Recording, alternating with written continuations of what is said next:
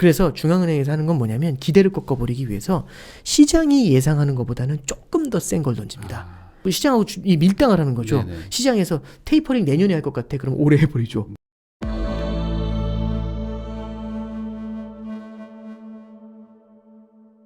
안녕하세요. 부동산 읽어주는 남자입니다. 2022년을 맞아서 새해 대전망을 해주실 분들을 제가 초특급 게스트로 모시고 있습니다. 그 첫 번째 손님입니다. 국내외의 굵직한 경제 변수로 시장 전반 상황을 알려주실 수 있는 분이죠. 신한은행 IPS 그룹의 오건영 부부장님을 모셨습니다. 안녕하세요. 네, 안녕하세요. 네, 워낙 유명하시지만 그래도 우리 그 시청자분들을 위해서 한번 인사 한번 해주십시오. 예, 이제 처음 나왔고요. 예, 저기 그 신한은행 IPS 그룹에서 근무하는 오건영 부부장입니다. 이게 제가 부동산 전문가는 아닌데 이게 또 저 부족한 사람에게 불러주셔가지고 몸둘 바를 모르겠습니다. 열심히 하겠습니다. 아니 그 사실 우리 그 구독자분들은 지금 당장 그래서 뭐 나 집 사야 되냐, 예. 팔아야 되냐, 뭐 이런 걸 가지고 되게 고민들을 하시고 네. 있는 분들도 네. 팔아야 되냐, 뭐 이런 고민 많이 하시거든요. 근데 그러면 필연적으로 다 금리, 뭐 대출 규제, 뭐 인플레이션, 네. 막 이런 단어들이 막 나오는 거예요. 네. 그러니까 다들 막 잘 모르겠고 고민이 되고 막 그러니까 제가 이제 부부장님을 모시고 또 그쪽 분야도 전문가시니까 예. 네, 제가 좀 고견을 좀 들어보려고 합니다. 알겠습니다. 부부장님이 어떤 인터뷰에서 국내 경제 위협 요소를 뭐 3가지 정도로 꼽으신 게 있던데 네. 그걸 한번 좀 소개를 해주실 수 있을까요? 근데 이제 그 첫 번째가 방금 전에 말씀해 주셨던 인플레이션인데요. 네. 그러니까 지난 십몇 년 동안 글로벌 금융위기 이후에 지난 십몇 년 동안 인플레이션이라는 거를 전 세계가 별로 본 적이 없었던 것 같아요.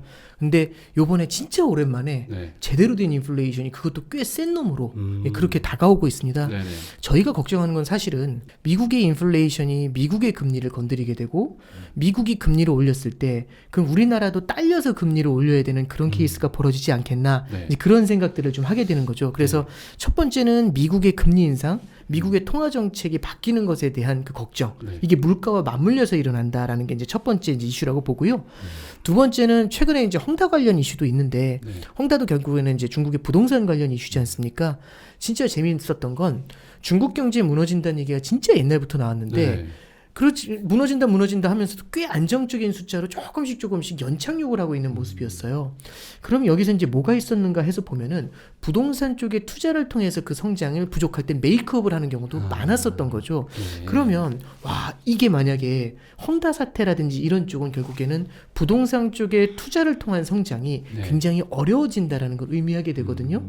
그러면 이제 내년에 이제 우리가 바라봐야 될 거는 중국 쪽의 성장이라는 게 어떻게 움직이게 될까? 네. 이게 세계 경제를 봤었을 때 그래서 첫 번째는 미국의 인플레이션과 통화 정책, 두 번째는 중국의 부동산 관련 이슈를 말씀을 드렸고 세 번째는 이거는 제 생각에 오늘 답을 드리기는 어려울 것 같고요. 제가 드릴 수 있는 답은 아닐 것 같습니다. 네네. 뭐냐면 결국에는 위드 코로나 이후에 과연 어떻게 움직일까인데 사실은 첫 번째는 지난 작년도 이제 2월 달부터 코로나가 시작이 됐죠. 네. 근데 누구도 코로나에 대해서 예측을 하지 못했었던 거고요. 그리고 그때 당시에 예측했었던 거는 이제 저는 그게 기억이 나요. 마스크 쓰는 거 되게 싫어하거든요, 개인적으로. 네. 근데 여름 때까지 이거 쓰면 이 생각을 했었어요. 맞아요. 근데 지금 두 번의 여름이 지났습니다.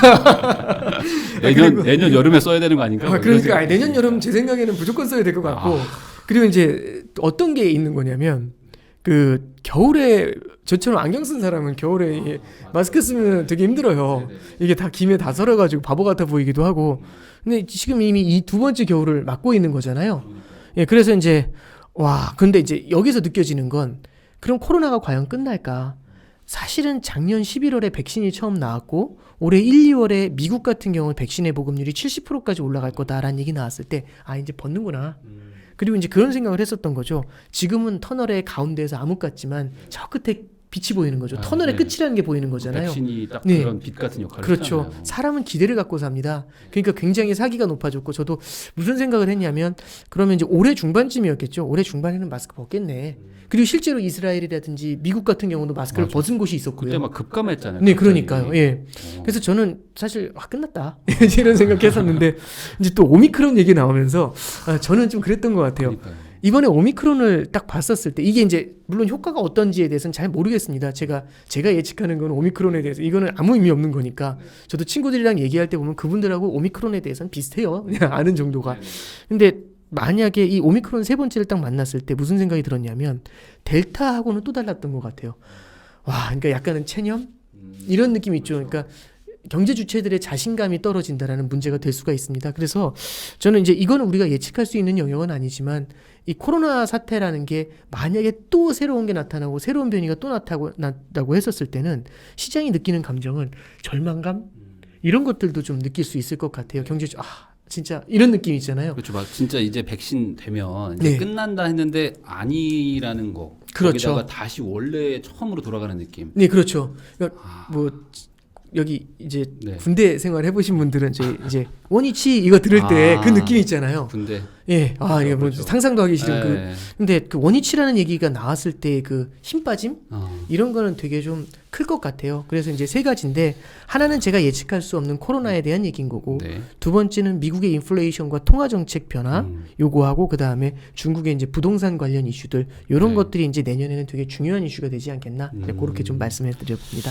그러면은 말씀해주신 거 뭐 제가 순서대로 네, 여쭤보면은 가장 사실 지금 부동산에서의 궁금함은 결국에 지금 연준, 그러니까 미국이 네, 갑자기 뭔가 바뀌었어요. 네. 그러고 나서 예전에는 조금 뭐 금리도 최대한 뭐 늦게 올릴 것 같다고 하고 뭐 테이퍼링도 어떻게든 좀 길게 가려고 하는 것 같았는데 네. 갑자기 막 딱딱딱 막 줄어들면서 네. 지금 뭐 3월이면 끝낸다. 네.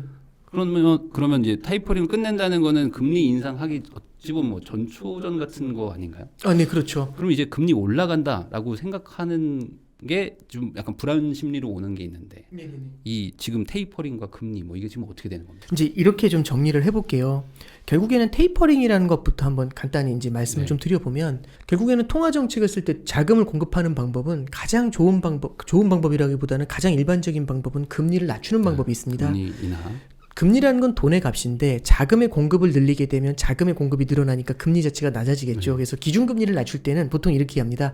자, 금리를 0.25% 낮추겠습니다라고 선언을 해요. 그래서 제로금리에 맞출게요라고 하면은 그 다음부터는 이제 선언한 다음에 바로 중앙은행이 돈을 풀기 시작합니다. 그럼 돈이 막 풀어가지고 그 돈을 풀기 시작을 하면은 돈의 값인 금리가 내려오겠죠. 네네. 그래서 0%딱 낮아지면은 그때부터 돈을 더 안 풉니다. 오케이 끝. 이렇게 이제 목표를 맞춰가지고 기준금리를 낮추는 거죠. 그런데 기준금리를 0으로 내렸는데 경기가 살아나지 않는 거죠. 코로나 사태가 워낙에 크다 보니까 이건 뭐지? 이제 이런 느낌을 받는 겁니다. 그러면 코로나 사태 때문에 제로금리를 넘는 무언가 더 강한 걸 넣어줘야 되는 이슈가 생기는 거죠. 그러면 양적 완화라는 새로운 프로그램을 통해 가지고 양적으로 자금을 막 공급하기 시작을 합니다. 네. 그리고 이제 여기서도 답이 안 나오게 되면은 그 외에 다른 프로그램들을 내게 되는데 거기까지 나가는 건 지금 좀 원본 것 같고요. 그러면 이런 거죠. 양적 완화라는 이례적인 프로그램을 냈는데 그럼 여기서 이제 되돌리려면 제일 먼저 금리부터 조절하는 게 아니라 이례적으로 썼던 양적 완화를 먼저 취소하는 절차를 가져가야 돼요. 그래서 지금 매월 미국에서는 1,200억 달러씩 돈을 뿌리고 있습니다. 150조. 예, 그러니까 한 1,150원, 1,200원 가까이 잡으면 150조거든요. 매월 150조 원을 뿌리면 이게 물론 미국의 경제 규모가 크지만 어마어마한 돈을 뿌리고 있는 거예요. 근데 이제 이게 이만큼 자금이 들어가고 있는데 금리를 높이기 전에 금리를 인상하기 전에 제일 처음에 이 양적 완화를 줄여야 되는데 갑자기 0 이렇게 줄여버리면 매월 엄청난 돈을 주다가 갑자기 그 다음 달부터 뚝 끊어버리면 시장이 되게 긴장할 수가 있죠. 그래서 충격을 최소화하기 위해서 조금씩 줄이는 겁니다. 그래서 원래는 150억 달러씩 매월 줄여나가겠다고 했었어요. 네. 그래서 실은 지난달 11월 달부터 150억 달러를 줄였죠. 그러면 1,200억 달러를 주다가 지난 11월 달엔 1,050억 달러를 줬어요. 150억이 줄었으니까. 요번 달 이제 12월 달엔 또 150억을 줄여가지고 900억 달러씩 줘요. 그리고 이제 다음 달에 또 줄이고 하면서 150개씩 계속 줄여나가면 그러니까 미리 준비를 하고 그렇죠. 있어라. 그래서 조금씩 줄여나가는 거죠. 예, 그러면 계산으로 따지면 작년 11월부터 150개씩 줄였으니까 1,200억 달러잖아요. 그러면 내년 6월이 되면 더 이상 주는 게 없죠. 그러네요. 1,200억, 네. 1,050억, 900억, 750억, 네. 600억 이렇게 줄어들다가 내년 6월이면 더 안 주는 거죠. 그럼 그 다음엔 뭘 할 수 있냐면 금리 인상을 할 수가 있습니다. 네. 그 다음 단계로 넘어갈 수 있죠. 그러면 지금 이제 테이퍼링이라는 얘기가 나오고 있는데 원래는 테이퍼링도 내년 정도 할 거라고 생각을 했었어요. 내년 초 정도 하지 않겠나 그렇게 보는 그러니까 사람들이 시작 많았죠. 자체를. 네, 그렇죠. 근데 이게 땡겨와서 11월에 한 거죠. 네. 그러면서 최근에 나오는 얘기는 뭐냐면 이 테이퍼링도 좀 더 빨라야 되는 거 아닙니까? 이제 이 얘기를 하고 네. 있는 거죠. 그러면 테이퍼링이 빠르다는 얘기는 테이퍼링은 자금을 주고 있는데 덜 주는 거예요. 그래서 이건 긴축이 아닙니다. 돈을 주는데 덜 주는 거니까. 그러니까 그걸 오해하는 분들이 있죠. 그렇죠. 오해하고 계시는 분들이 있죠. 돈을 푸는 속도를 낮추는 거지 그렇죠. 돈을 회수하는 건 아니죠. 네. 그러니까 운전을 하다 보면 저 이제 운전면허 처음 딸 때 되게 잘 이해가 안 됐던 게 엑셀로 속도를 조절하라고 하더라고요. 아. 그러니까 이제 엑셀 세게 밟고 막 달리다가 네네네. 엑셀에서 발을 떼면 속도가 줄잖아요. 그렇죠. 그러니까 결국에는 테이퍼링이라는 건 엑셀에서 발을 떼 가지고 속도를 줄이는 거지 여전히 빠르게 가는 겁니다. 네네. 긴축은 브레이크를 밟는 거죠. 네네. 긴축이라는 건 줬던 걸 뺏는 겁니다. 그럼 금리를 올린다 이렇게 선언을 하게 된다는 얘기는 금리를 0.5% 올릴게요라고 하잖아요. 네. 0.5% 금리 올린 걸로 딱 타겟을 잡아놓고 0.5가 될 때까지 자금을 빨아들이는 겁니다. 그러니까 그러면- 시중에 그렇죠. 돈을 회수를 해야 예. 돈값이 올라가니까. 그렇죠. 돈값이 올라가니까 돈값인 금리가 뛰니까 네. 쭉 올라가지고 0.5까지 금리가 올라가는 거죠. 네네. 그래서 금리 인상을 우리는 긴축이라고 얘기를 하게 되는 거죠. 근데 이제 뭐 말장난이긴 합니다만 이제 중앙은행에서는 하는 얘기가 이걸 긴축이라고 받아들이지 마라. 아니, 긴축인데 왜 긴축이라고 하지 말아야 되죠? 이렇게 얘기하니까 정상화다라고 얘기합니다. 정상화. 지금 너무 비정상적으로 돈을 많이 풀고 있다. 너무 비정상적으로 낮은 금리라서 요거를 정상으로 되돌리는 거다. 정상화다. 근데 말은 정상화지만 실은 금리를 올려서 시중의 유동성을 빨아들이는 거죠. 그렇죠. 이런 것들을 이제 그래서 이제 내년에는 준비할 수 있다. 이제 이렇게 볼 수 있는 거고요. 그러면 중요한 포인트는 뭐냐면 그러면 중앙은행에서 계속 자금을 주다 왜 이렇게 속도가 빨라졌을까? 빨아들이려고 하는 모습이 왜 이렇게 그러니까 빨라졌을까? 왜 갑자기 이렇게 네. 속도를 갑자기 이렇게 조절하려고 하는 걸까? 이 스텝이 빨라진 이유가 되게 중요한 건데 네. 결국에 가장 큰 포인트는요. 물가 상승에 있습니다. 근데 이 부분에 대해서는 제가 조금만 좀 이제 부연 설명을 드리면 연준 같은 경우도 미국의 중앙은행 같은 경우도 이번에 물가 상승은 일시적인 물가 상승으로 봤었어요. 네. 올해 연초에 물가는 크게 뛸 겁니다. 음. 그런데 걱정하지 마십시오. 일시적입니다. 이렇게 예언을 했어요. 그러니까 이게 물가 상승이라는 게 네. 어떤 뭐 이게 어떤 인위적인 어떤 뭐 그런 뭐 조건 때문에 그런 거지. 네. 진짜 다 같이 비싸지는 건 아닐 그렇죠. 것이다. 이제 말씀해 주신 게 핵심 포인트인데 네. 예를 들어 이런 거죠. 통계라는 건 네. 사실 사람이 정한 거잖아요. 그래서 전년 대비해서 올해 걸 보는 거거든요. 근데 작년에 보면은 작년 3월에 코로나 때는요. 국제유가가 마이너스 40불 가서 네, 그렇죠. 저 처음 봤습니다. 마이너스 가는 거. 이게 마이너스도 가네? 이 생각을 네. 했었어요. 국제유가가 마이너스 40불까지 떨어졌잖아요. 작년 네. 4월에. 네. 그럼 올해 4월을 보면은 국제유가가 플러스만 나도 엄청난 상승이에요. 폭등으로 보이는 거죠. 폭등으로 보이는 거죠. 네. 그러니까 에너지 사이드에서도 물가가 폭등한 걸로 보이잖아요. 그러면 물가를 측정을 할 때 올해 4월만 되면 작년 4월하고 비교를 해야 되니까 엄청나게 물가가 오르는 걸로 보이는 거죠. 네. 그러면 누가 봐도 이거는요. 사실은 통계만 알아도 전년 대비로 계산한다는 것만 알아도 얘는 물가가 뛴다는 걸 느낌이 딱 와요. 네네. 그래서 연준에서 얘기하는 거죠. 물가 오르는데 걱정하지 마세요라고 얘기한 겁니다. 네. 이건 효과는 뭘 기대한 거냐면 시장 참여자들한테 그거죠. 제가 이제 귀신의 집을 갑니다. 귀신의 집 이제 그 놀이공원에 있는 귀신의 집을 가는데 전혀 아무런 정보 없이 딱 들어갔는데 갑자기 들어가자마자 발목을 보고 팍 잡아요. 깜짝 놀라죠. 깜짝 놀랐죠. 와 하고 놀라죠. 네. 근데 들어가기 전에 얘기를 해주신 거죠. 간데 저 제일 처음에 발목 잡는 거 있고 그것만 놀래워. 네. 이게 약간 스포죠. 그렇죠. 그걸 해주셨죠. 그러면 이제 김세긴 했죠. 근데 일단 들어갔는데 뭐가 발목을 잡아. 아 뭐야 이렇게 되겠죠. 그러니까 두 번째 들어갔을 때 안 무서운 거고 똑같은 네네. 거죠. 그러니까 연준에서 얘기했던 건 물가가 오르는데 물가가 오를 거야. 걱정하지 마. 네. 귀신이 발을 잡을 거야. 근데 그거 페이크야. 걱정하지 마. 이 얘기를 한 거거든요. 그러니까 시장한테 얘기한 겁니다. 걱정하지 말라고. 이건 일시적이라고. 이렇게 얘기를 했었죠. 그러니까 올해 4월, 5월에 진짜 물가가 팍 튀니까 네. 시장에서는 연준을 믿었죠. 와 예언한 그대로 되네요. 음. 박수 이런 거죠. 근데 원래는 3분기 말 4분기 초부터는 물가가 꺾여 내려와야 되거든요. 네. 근데 계속 올라가요. 음. 근데 이제 어떻게 된 거냐 이렇게 네. 물어봤더니 연준에서 하는 얘기 그거죠. 일시적인 건 맞는데 네. 좀 오래 갈 것 같다. 내년에도 좀 아. 갈 것 같다. 그러니까 그럼 2년짜리 일시적이냐?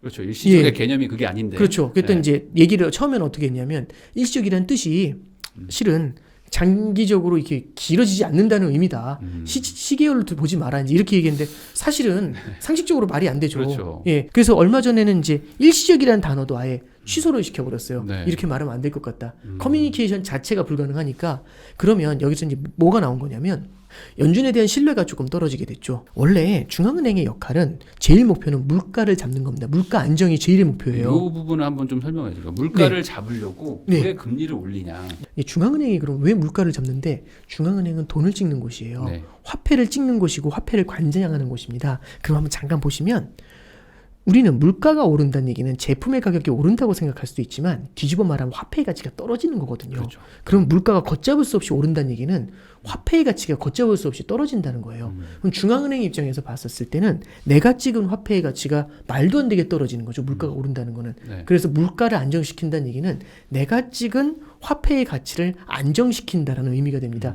그래서 중앙은행의 제일 목표가 물가 안정에 있다. 이렇게 얘기하는 거고요. 네. 자, 그러면 첫 번째죠. 그러면 물가가 오른다는 건 화폐의 가치가 떨어진다는 얘기인데 화폐 가치는 왜 떨어질까? 자금의 공급을 막 늘리면 네. 그럼 화폐의 가치가 떨어지게 되겠죠. 그렇죠. 그럼 긴축을 한다는 건 뭐냐면 금리를 올린다는 건 화폐의 공급을 빨아들여서 회수를 해버리는 거죠.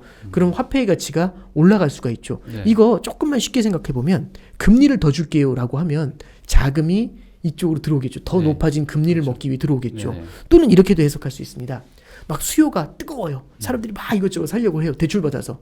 근데 금리가 올라버려요. 그럼 대출 받는 게 부담스러울 수 있죠. 그렇죠. 뭐 사업에 투자하기 그렇죠. 어렵고. 그러면 이제 소비가 줄어들 수가 있겠죠. 그러면은 수요가 줄어들게 되면서 물가가 안정이 될 수 있죠. 그래서 물가가 너무 세게 뛰게 되면은 이걸 그냥 내깔려 놔두잖아요. 네. 그럼 이제 이런 일이 벌어집니다. 참 한번 보죠. 예를 들어서 지금 은행 정기예금 금리가 1%대 초중반이에요. 네. 되게 낮잖아요. 근데 정기예금 금리 3% 드립니다. 이러면 엄청나죠. 놀라는 거죠. 빨리 뛰어가야겠네? 네. 뭐 이런 생각이 딱 드는데 네. 갑자기 뉴스가 나와요. 물가가 10% 올랐다고. 음. 그러면 물가가 10% 오르는데 3%짜리 예금을 하는 게 그렇죠. 적절치 않겠죠. 적절한 게 아니죠. 그렇죠. 네. 그건 이제 바보 같은 짓을 네, 하는 네. 거죠. 그러면 어떤 일이 벌어지냐면 채권이라는 게 있어요. 네. 채권이라는 건 돈을 빌려주는 거잖아요. 네. 그럼 왜 빌려줄까? 이자 받으려고. 음. 근데 그 이자가 물가 상승률보다도 높지 않아요. 그럼 아무도 채권을 쳐다보지 않죠. 그렇죠. 근데 채권은 돈을 빌려주는 사람한테도 중요하지만 돈을 빌리는 사람 입장에서도 중요해요. 네. 왜냐하면 저는 무언가 투자를 하기 위해서 돈이 필요하거든요. 절실하게. 네. 그래서 돈을 빌려야 되는데 아무도 저한테 돈을 안 빌려줘요. 왜? 물가가 높으니까. 네. 그럼 어떻게 하면 제가 돈을 빌릴 수 있느냐? 핵심은 금리를 높여주면 되죠. 물가보다 더 높은 금리를 불러야 네. 11% 이렇게 불러야 저한테 돈이 오겠죠. 그렇죠. 왜냐면 예. 물가보다 금리가 많이 낮으면 그렇죠. 거기다 돈을 늘 리도 없고 네. 그냥 그걸로 빨리 사업하는데 막 투자를 해야지. 물가가 네. 그래서 계속해서 높은 모습을 보여주잖아요. 그럼 화폐의 가치를 안정시키기 위해서 금리가 올라가게 됩니다. 금리를 중앙은행이 인상하는 것도 있지만 돈을 빌려야 되는 사람들이 금리를 더 높은 금리를 불러가지고 돈을 빌리게 돼요. 그러면 여기서 포인트가 나오는데 그러면 이제 이런 거죠. 금리라는 게 돈의 값이잖아요. 네. 돈의 값인데 돈의 가격이라는 거는 싸지면 수요가 늘어나죠. 예를 들어 이 마이크를 제가 팝니다. 마이크 파는데 이 마이크 1,000,000원에 드립니다 하면 아무도 손 안 들어요. 네. 근데 이 마이크 폐기해야 돼서 500원에 드립니다. 잠깐만요 하면서 주머니에 손 들어가죠. 그렇죠. 뭐 이걸 살려는 필요 수요가 없어도 생기는 사. 거죠. 네. 그렇죠. 네. 일단 쟁여놔야죠. 야 밖에 팔아야겠 이거죠. 그러면 이런 겁니다. 대출금리가 10%입니다. 함부로 돈 빌리기 쉽지 않아요. 그렇죠. 근데 네. 대출금리가 1%입니다. 응? 이런 거죠. 우선 빌려놔. 예, 네. 이런 것들이 가능해지는 거죠. 그래서 금리가 낮은 수준을 유지한다라는 거는 결국에는 자금을 빌리는 수요를 자극을 해버려요. 네. 그러면 자금이 빌려져 나오면서 이게 어디론가를 흘러가겠죠. 그런 게 실물 경제로 흘러가서 기업의 투자를 자극할 수도 있고 아니면은 말씀해 주셨던 것처럼 부동산 시장 쪽으로 흘러 들어가 가지고 부동산 가격의 앙등을 낳을 수도 네. 있겠죠. 그렇기 때문에 물가라는 것 때문에 중앙은행이 바라보는 거고 중앙은행은 이걸 바라보면서 자산 시장이라든지 화폐의 가치라든지 이런 걸 같이 이제 염두에 두게 되는 겁니다. 그러면 지금 연준의 입장에서는 결국에는 테이퍼링도 속도를 빨리 하고 한다는 거는 네. 물가 상승이 이제 뭐 거의 뭐 기정사실이라고 본다는 건가요? 네, 그렇죠. 이제 어떤 거냐면 여전히 물가 상승세는 일시적이라는 표현은 이제 맞지 않고 네. 물가가 결국에는 내년 언젠가는 꺾일 것 같다라는 그 주장은 계속 하고 있어요. 그 저도 거기에 대해서는 공감은 하는데 지금 이제 결국에 공급망의 이슈인데 이 공급망의 이슈가 내년 언젠가는 해결이 될 거다. 이제 이렇게는 좀 보고 있어요. 네. 근데 다만 뭐가 문제냐면 이번에 이제 오미크론을 통해서도 느낀 건데 그럼 공급망이 왜 문제인데? 이렇게 물어봤을 때 이제 첫 번째 연준에서 제일 먼저 답을 했던 게 이런 겁니다. 첫 번째는 이제 실업수당을 저희가 드리고 있어요. 이제 이런 얘기를 해요. 올해 초만 해도 이제 실업수당을 너무 많이 주는 겁니다. 네, 맞아요. 그럼 일을 하지 않잖아요. 네네. 그럼 일자리로 돌아오지 않으니까 생산이 안 되죠. 생산이 안 되면 제품의 공급이 안 되겠죠. 음. 지금 경기부양책으로 돈을 뿌려가지고 수요는 뜨거운데 생산이 네. 안 들어가잖아요. 네. 이러면 공급이 부족하니까 물가가 뛰겠죠. 그러네. 실업수당 때문입니다라는 게 올해 초였어요. 그러면 여기 답은 뭐라고 할 수 있냐면 실업수당 끝나면 되겠네. 근데 실업수당을 끝냈는데 여전히 안 돌아와요. 일자리. 왜 안 돌아오는데 해서 물어보니까 델타 변이 때문입니다. 이렇게 얘기를 해요. 그러니까 델타 변이가 실업수당 자리에 그대로 들어간 거죠. 네. 델타 변이 때문에 불안해가지고 얼마 벌려고 못 나가겠다 이거죠. 못 나가겠다. 그리고 델타 변이는 사실은 저는 의미가 있다라고 보는 건 베트남이라든지 인도네시아라든지 이머징 시장을 다 흔들어 버렸어요. 여기서 부품이라든지 원자재를 공급해 주는데 중국 같은 경우도 델타 변이가 나오면서 항만이 막 멈춘 적이 있거든요. 그러니까 이런 게 되게 민감하게 작용할 수 있습니다. 글로벌 공급망이잖아요. 네. 공급망은 여기서 뭐가 나와주고 여기서 뭐가 나와주고 이게 그렇죠. 딱딱딱 일렬의 망으로 딱 나와줘가지고 아다리가 맞아 돌아가잖아요. 근데 아다리가 안 맞는 거죠. 하나가 빠지면. 네, 그게 요즘 자동차에서도 그렇죠. 그런 일이 있잖아요. 그러니까 뭐 저기 후방 뭐 이거 빼고 네. 하면 뭐 빨리 나와 이런 얘기를 요즘 하는 뭐 게 그런 핸들도 겁니다. 이게 수동으로 조절해야 그렇죠. 된다고 예. 그 부품 하나가 없어가지고. 네, 그러니까요. 그러니까 그런 일이 일어나는 거죠. 네, 그렇죠. 그러니까 네. 결국에는 델타 변이 때문입니다라고 얘기하는 그 주장을 또 해요. 그러니까 저도 그것도 이제 맞는 것 같아요. 물론 기분은 나쁘지만. 네, 네. 근데 만약에 오미크론이 네. 이제 저는 이게 앞으로 어떻게 될지 모르겠지만 네. 이런 형태가 또 한 번 번지면 오미크론 때문에 생산이 안 되는 일이 벌어질 수는 있는 거잖아요. 그럴 수도 있죠. 그러니까 이제 물가 상승세 그래서 매도리 끝나는데 이 질문에 대해서 답을 할 수는 없는 겁니다. 네. 근데 어쨌든 어느 정도 바이러스가 잡힌다라고 했었을 때는 내년 어느 시점에서 생산이 제대로 돌게 되고 그러면은 물가가 낮아질 거예요. 공급 쪽의 이슈가 풀리면서 물가가 완만하게 낮아질 것 같습니다. 이렇게 네. 보는 거예요. 그러면 물가가 결국엔 낮아질 건데 왜 금리를 올리는데 네. 제일 무서운 건요. 사람들의 마음속에 물가가 오를 거라는 기대가 생기는 게 제일 무섭습니다. 이걸 어려운 말로 기대 인플레이션이라고 해요. 기대 인플레이션. 예, 이게 이제 이렇게 볼게요. 아마 이제 부동산 전문가시니까 올해 지난 한 10년 전쯤에 2010년에서 한 2013년 정도에 수도권의 부동산 가격이 막 떨어졌었어요. 그때 부동산 가격이 떨어지면 집값 떨어졌으니까 집 사야지 아니었어요. 아까 전에 얘기했죠. 가격 떨어지면 살 것 같지만 아니에요. 안 사죠. 왜 안 네. 사냐면 더 떨어질 것 같아요. 네, 맞아요. 디플레이션이라는 심리가 들어오잖아요. 네. 사람들은 항상 미래를 프라이싱 하거든요. 근데 떨어질 거라는 디플레이션이라는 심리가 공감을 형성해 버리잖아요. 그러면은 또 떨어질 것 같으니까 계속해서 안 사요. 안 사는구나. 그러면 반토막이 나도 안 사요. 네. 왜 더 떨어질 거니까. 그렇죠. 더 떨어지면 또 사느냐 안 사요. 이건 부동산뿐만 아니라 소비에서도 일어나겠죠. 그렇구나. 예, 일본 같은 경우가 그렇죠. 네. 버블이 붕괴된 다음에 다들 이제 소비 여력이 없는 거예요. 디플레 심리가 들어오니까 물건값이 내려가야 살 거 아니에요. 네. 그럼 우리 TV 같은 것도 그렇죠. TV가 보니까 500만 원이 너무 비싸요. 음. 다음 달에 오니까 300만 원 됐어요. 사느니 안 사죠. 왜냐면 그 다음 달에 오면 더 싸질 거니까.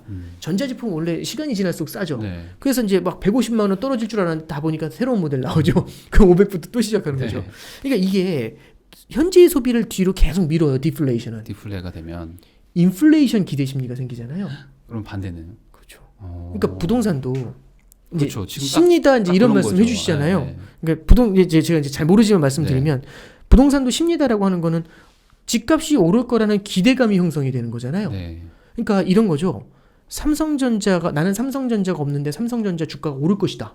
이거 하고 나는 집이 없는데 집값이 오를 것이다. 네. 두 개는 다르죠. 다르죠. 삼성전자는 없어도 살지만 그렇죠. 집은 어떻게든 있어야 되잖아요. 그렇죠. 그러니까 사람들의 관심이 그만큼 초미의 관심사가 있는 상태에서 네. 집값이 오를 거다라는 기대감이 생기니까 너도 나도 패닉 바잉으로 이어졌었던 네. 게 아마 이제 재작년에 이제 집값 상승 아니었나 네. 뭐 그렇게 이제 보시는 전문가분들도 네, 계세요. 네, 네. 이게 맞든 틀리든 그러면 여기서 집을 사려고 했던 수요는 네. 미래의 집값이 오를 것 같으니까 미리 사는 거죠. 네.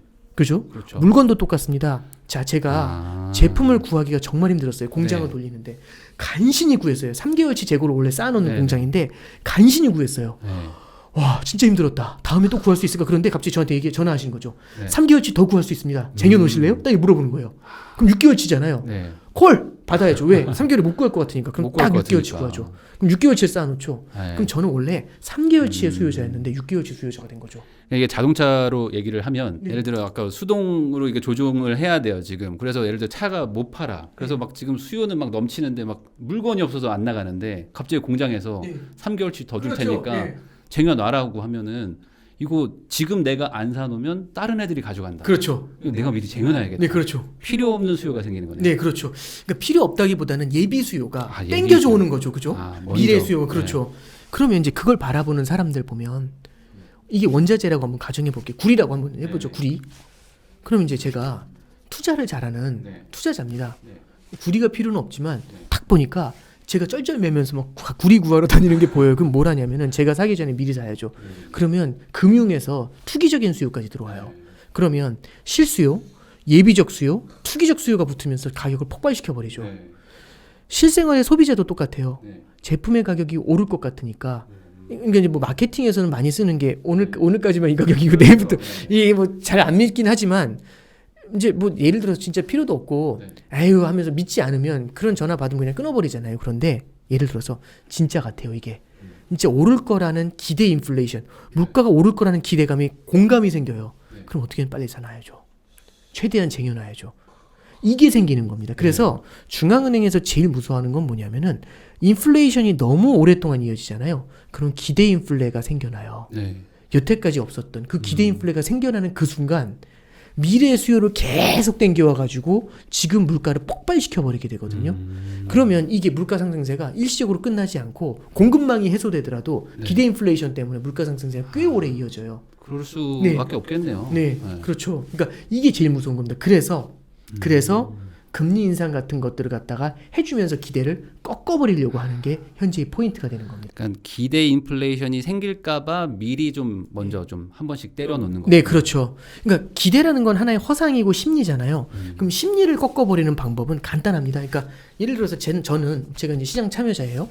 물가가 오를 거라는 기대가 왜 생겼냐면 물가는 실제 지금 오르고 있는데 이 물가를 잡을 수 있는 유일한 파수꾼이 미국 중앙은행이에요. 연준이에요.